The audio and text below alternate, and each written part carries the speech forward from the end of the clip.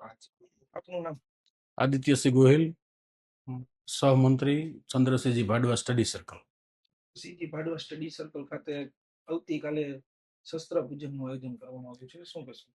ક્ષત્રિયોની પરંપરાગત મુજબ ક્ષત્રિયોનો તહેવાર એટલે વિજયાદશમી દશેરા રાજકોટ શહેર જિલ્લાના તમામ ક્ષત્રિય સમાજના આગેવાનો નેક નામદાર રાજકોટ ઠાકોર સાહેબ શ્રી માંધાતાસિંહજી જાડેજાની આગેવાની હેઠળ રાજકોટ 5 રજપૂતપરા ગરાસિયા બોર્ડિંગ ખાતે બપોરના 2:30 વાગે તમામ શસ્ત્રપૂજનની વિધિ પ્રારંભ કરવામાં આવશે.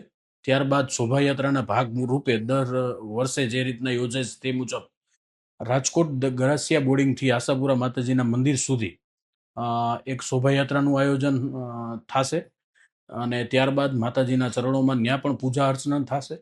ત્યારબાદ તેની આ શોભાયાત્રાની પૂર્ણાહુતિ રાજકોટ પેલેસ ખાતે અશ્વની પૂજાની વાત હોય, વાહનની પૂજાની વાત હોય, પરંપરાગત ભૂદેવોની સાક્ષીએ તમામ પૂજન અર્ચન કરવામાં આવશે અને ત્યાં શોભાયાત્રાની પૂર્ણાહુતિ થશે.